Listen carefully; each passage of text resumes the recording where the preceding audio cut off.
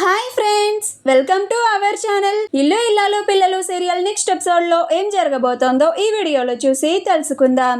శ్రీవల్లిని తన MA certificate ని తీసుకొని రమ్మన్న రామరాజు అసలు ఏం జరిగింది అని తెలుసుకోవడానికి ఈ వీడియోని స్కిప్ చేయకుండా ఎండ్ వరకు చూసేయండి.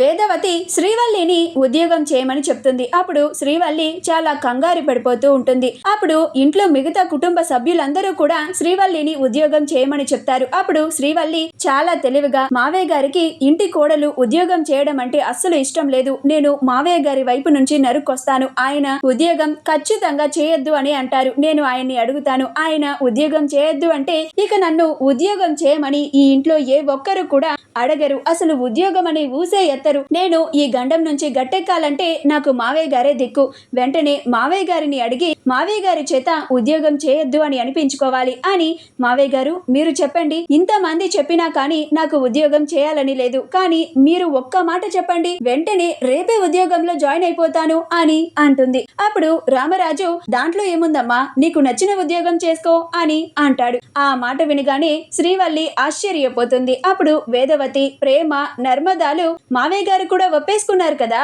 ఇక నువ్వు ప్రశాంతంగా నీకు నచ్చిన ఉద్యోగం చేసుకోవచ్చు అని అంటారు. శ్రీవల్లి వేసుకున్న లాంటి Rubans 22 carat gold plated cubic zirconia studded and beaded Lakshmi goddess necklace మీకు కూడా కావాలా? అయితే వెంటనే స్క్రీన్ మీద డిస్ప్లే అవుతున్న షాపింగ్ ఐకాన్ ని కానీ డిస్క్రిప్షన్ లో ఉన్న లింక్ ని క్లిక్ చేసి కానీ వెంటనే మీ ఆర్డర్ ని ప్లేస్ చేసుకోండి. అప్పుడు శ్రీవల్లి, ఇదేంటి మావయ్య గారు నన్ను ఉద్యోగం చేయొద్దు అంటారనుకుంటే ఇలా ఉద్యోగం చేయడానికి పర్మిషన్ ఇచ్చేసారేంటి, ఇప్పుడు నేను ఈ గండం నుంచి ఎలా గట్టెక్కాలి, నన్ను ఎవరు కాపాడేది అని భయపడిపోతూ ఉంటుంది. అప్పుడు శ్రీవల్లి, అదేంటి మావయ్య గారు మీరు నిజంగానే నన్ను ఉద్యోగానికి వెళ్ళమంటున్నారా, ఇంటి కోడలు ఉద్యోగం చేస్తే మీకు నచ్చదు కదా, ప్రేమ ఉద్యోగం చేస్తూ ఉంటే మీరు చాలా కోపడ్డారు కదా, మరి నా విషయంలో ఇలా అంటున్నారేంటి అని అంటుంది. అప్పుడు రామరాజు, ప్రేమని నేను చదువుకుంటూ ఉద్యోగం చేయొద్దు అన్నాను, కానీ చదువు అయిపోయిన తర్వాత ఉద్యోగం చేస్తే నాకు ఎలాంటి అభ్యంతరం లేదు, అందులోనూ ప్రేమని ఉద్యోగం చేయొద్దు అని అనడానికి వేరే కారణాలున్నాయి, కానీ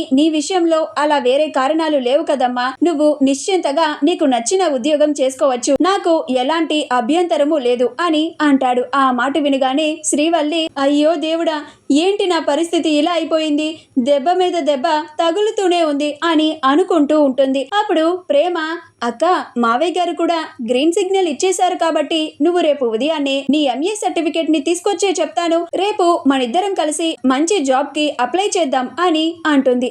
అప్పుడు శ్రీవల్లి, అలాగే ప్రేమ అని అంటుంది. మరుసటి రోజు శ్రీవల్లి తనకి ఏం చేయాలో అర్థం కాక ఇదంతా వాళ్ళ అమ్మా నాన్నల కారణంగానే జరిగింది అని చాలా కోపంగా తన పుట్టింటికి వచ్చి ఒక ఐస్ క్యూబ్ ని పెట్టి దాని మీద భాగ్యం ఆనందరావులని నిలబెడుతుంది. అప్పుడు భాగ్యం ఆనందరావులు ఇద్దరు ఆ ఐస్ క్యూబ్ మీద నుంచోలేక చిందులు వేస్తూ ఉంటారు. అప్పుడు భాగ్యం, ఏమైంది అమ్ముడు, ఎందుకని మా ఇద్దరిని ఇలా ఐస్ క్యూబ్ మీద నుంచోబెట్టావు, నీ సమస్య ఏంటి చెప్పవే అని అంటుంది. అప్పుడు శ్రీవల్లి, మీరు చేసిన దానికి మీకు ఈ శిక్ష సరిపోదమ్మా, దీనికి మించిన శిక్ష వేయాలి అని అంటుంది. అప్పుడు భాగ్యం, అమ్ముడు ఏమైందే, ఎందుకు అలా మాట్లాడుతున్నావే అని అంటుంది. అప్పుడు శ్రీవల్లి, మీరేమో 8వ తరగతి చదివిన నాకు ఎంఏ చదివాను అని పెద్ద బిల్డప్ ఇచ్చారు, ఇప్పుడు వాళ్ళేమో నా సర్టిఫికేట్ ని తీసుకొని రమ్మంటున్నారు, ఇప్పుడు నేనేం చేయాలి అని అంటుంది. మా వీడియో కనుక మీకు నచ్చినట్లయితే లైక్ చేయండి, షేర్ చేయండి, మా ఛానల్ ని సబ్స్క్రైబ్ చేసుకోండి, పక్కనే ఉన్న బెల్ ఐకాన్ ని క్లిక్ చేయడం మాత్రం మర్చిపోకండి.